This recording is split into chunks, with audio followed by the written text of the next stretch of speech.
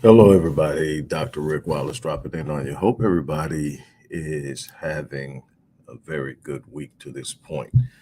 I am not going to stay before you long, but I do want to hopefully impart upon you some wisdom to encourage you, to inspire you, and to challenge you. Uh, in your responsibility. And the key word is the responsibility. A lot of the things that we look at and we ask whether or not we desire it is along the lines, in truth, responsibility. There's a certain level of responsibility that comes with your gift. There's a certain level of responsibility that comes with your capacity and your potential.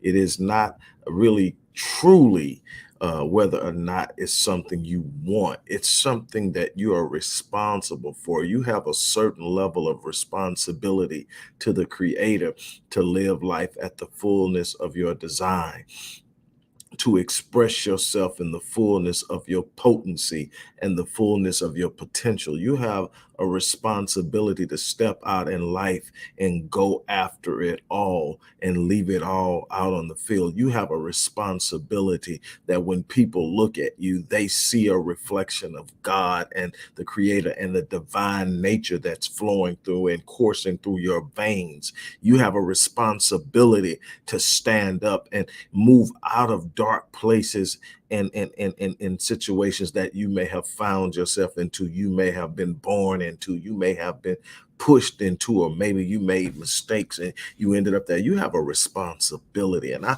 hope that I challenge you to move in that responsibility. I just have two things I want to share with you today. The first thing is your vision and your dream do not need validation. Stop looking to other people to validate your vision, or validate your dream, or co-sign your vision and tell you that it's cool, tell you it's okay, tell you it's possible.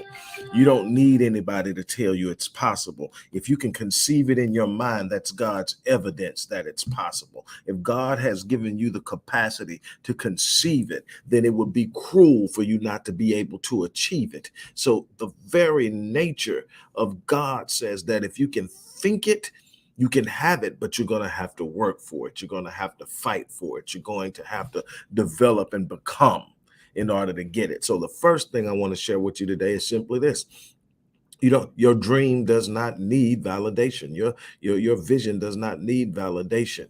You are validated at the moment you landed on this place. It's up to you to take your potential, to take your gift, to take your capacity, and to expand it, to activate it, and to actualize it, and then to move out into the world and make your presence felt. That's your responsibility to the Creator. That's your responsibility to the designer. You're not living at the level of your design, then you're failing the designer. It's time to step out of the space of average. It's time to step out of the space of mediocrity. It's time to step out of the space of just living. It's time to step out of the space of dwarf goals and colorless dreams. It's time to step out of all of that stuff that just simply is there because I'm trying to exist. I'm trying to survive. You got to get out of survival mode. You got to make up in your mind that you're going to step up. You're going to step out. You're going to take it on. I'm here to tell you it's not going to be easy. If you're looking for me to tell you it's going to be easy, you'd come to the wrong place. What I'm telling you is it's possible. And I'm telling you it's your responsibility. Second, stop waiting on the breakthrough to move. Stop waiting on the breakthrough to expect. Stop waiting on the breakthrough to anticipate. Stop waiting on the breakthrough to be proactive. I am reminded, and I shared a little write-up in the description box so that you can go back, and I'm reminded of the Bible context in Jeremiah, where you find out that Israel has been conquered by King Nebuchadnezzar and the Chaldean Empire which resided in Babylon. These were not Babylonians. They had conquered the Babylonians. These were Chaldeans, and Chaldeans led by Nebuchadnezzar. And in this sense, Nebuchadnezzar, while in war and pursuing and fighting with Egyptians, discovered Jerusalem. And in discovering Jerusalem, he decided to set his sights on it. And there were several visits of the Chaldean army to Jerusalem. The first time they left a vassal king in charge, meaning really, truly, the Chaldean Empire was ruling through an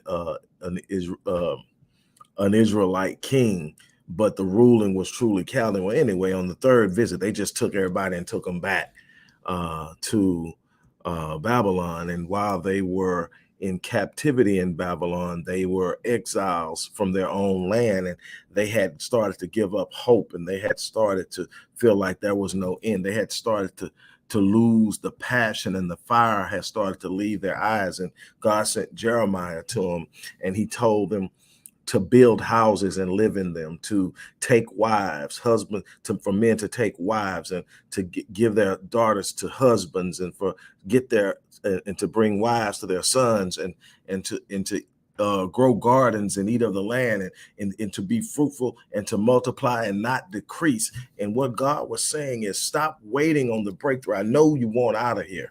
I know you want to be in a different place, but I'm trying to get you to understand that purpose and passion need to be present even in the storm. Proactivity and purpose and passion need to be present even in the midst of the storm. A lot of people are waiting on blessings on the other side of the breakthrough. Sometimes your blessings are in the midst of these dark moments here's the problem. When you go back and you start to really study passages like this, is that a lot of people have lost the ability to see God in the darkness.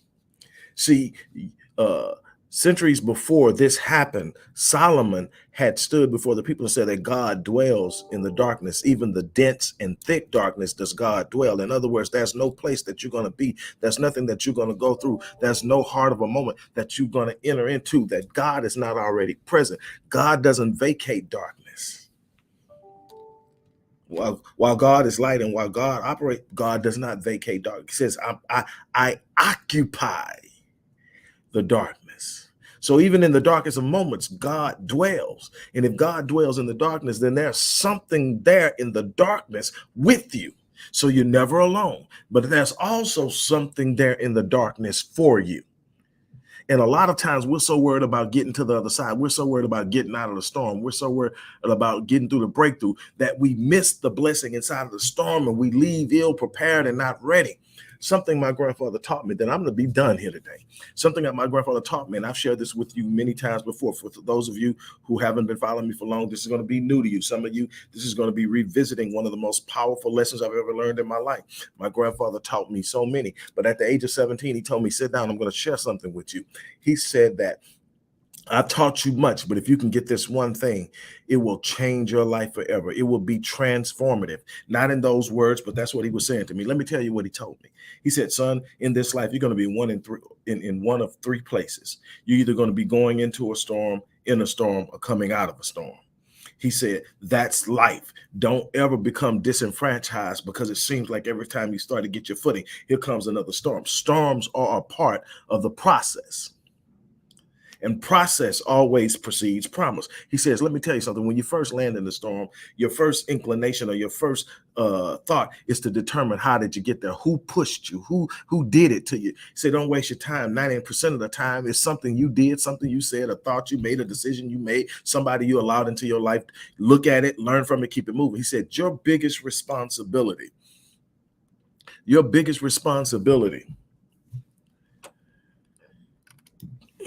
hold on. To the person who's asking about the Cash App, I'm putting it in the description box.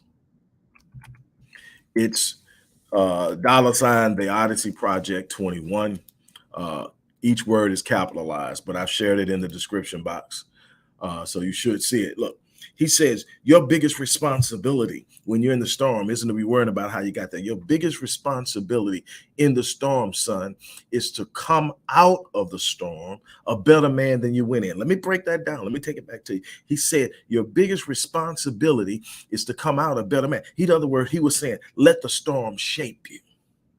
Don't fold back and fall back in the storm. Stand up strong, move into the winds. Let it make you stronger. Learn from how the wind moves, how to navigate in the difficulty. Learn how things operate in those type of situations so that when you encounter it again, you won't be shaken by it. What am I trying to get you to understand? That there are blessings in the storm. Stop being so focused on what you're going to do when the breakthrough comes. Sometimes what you do in the storm facilitates the breakthrough. Some of you are waiting on something to happen. You're waiting on God to do something, and God is waiting on you to move. Why? Because he wants you to be proactive in your moment. That's where people are watching you. Anybody can sit up and clap and be happy and talk about how good God is and talk about how awesome life is when everything is going the way you want it to go. That's not where integrity is shown.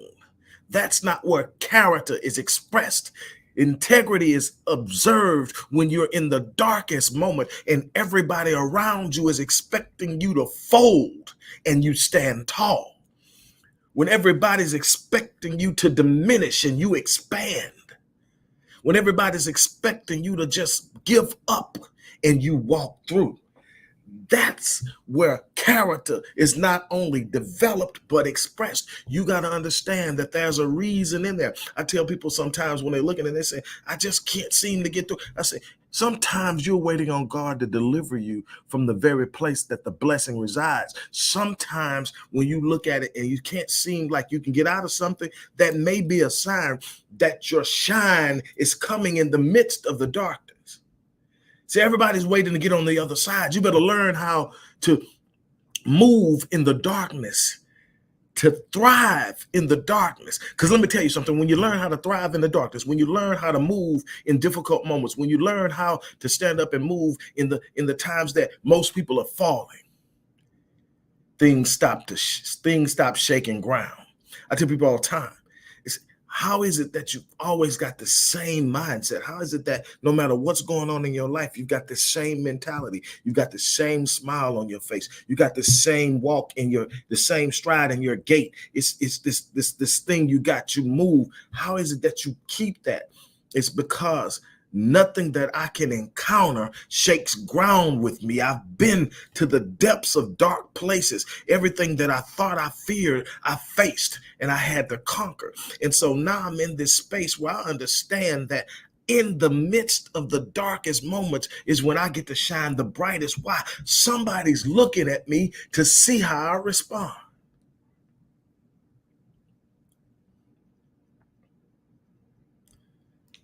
You've got to get to a point where you start to operate in the fullness of your design. We have it twisted. We're down here and society has convinced us that all this is about just getting for us. No, what we are here to do, it's nothing wrong with having things. It's nothing wrong with enjoying life. That's a part of living. If you haven't enjoyed life, if you haven't truly explored life, you haven't lived. But let me tell you something. You get to do that by touching the lives of other people. You ought to be able to walk. Something else my grandfather told me, he said, son, fill your space. And I said, well, Daddy, what do you mean? He said, look, don't ever walk into a room and leave the space the way you found it. You got to come in there and in some kind of way, you got to leave the people in that room better than when you found them. It might be an encouraging word. It might be some advice. It might simply be the energy that you're carrying with you when you walk in. You can't walk into rooms defeated. You can't walk into rooms worried and stressed out. You can't walk. Why? Because that energy will bring everybody in the room down. And people will start to recognize you as a source of their despair. They won't even know why, but it will be you got to walk in, even when you don't. I'm telling you, I don't always feel like it when I get up. But before I get out of bed, I say, thank you for another opportunity to touch somebody's life. Thank you. When I look over and I see my wife laying next to me and I watch her take her first breath. Thank you. When I walk out of the door and I see these children in these doors to these rooms where these babies are waiting on me to go out and show up. Thank you. I'm telling you, you've got to have a heart of gratitude. You got to be willing to stand up. You got to be willing to go out there. You got to be willing to fight. I'm telling you that in the midst of your darkest moment is a blessing waiting on you, but you're going to have to be proactive to have it. Stop sitting around moping because things ain't going your way. You better learn how to say thank you. You better learn how to move. You better learn how to operate. Stop sitting around waiting on something to go the way you think it should go and start moving towards your hope. Hope deferred makes the heart sick. Sitting there waiting and not having anything happen will make you sick, not just emotionally, not just psychologically, but physically. You better learn how to step out there and go get it.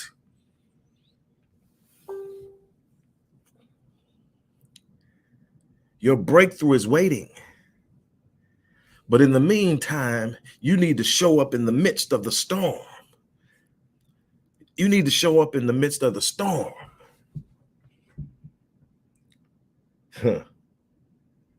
Man, if I would sit down every time, if I would have sat down every time I woke up and I was feeling bad, or I woke up and I was having a bad day, I woke up and I was missing my father, I woke up and I just got my butt kicked the day before, and if I'd have woke up any of those days and said, you know what, I can't do it anymore. I'm tired. I can't do it. How many people might not have been inspired that day? More importantly, my children were watching me. And the one thing the people in my house can say is, I don't care what happens, this dude gets up every day. That's what I tell you. I set an example, Mike. I don't want to go to school. I don't feel, it ain't about what you feel like. It's about what you're called to do. Some of the greatest things in my life have come on those days when I didn't feel like doing anything, but I challenged myself to walk out there and be what I was designed to be. And I'm telling you, things happen.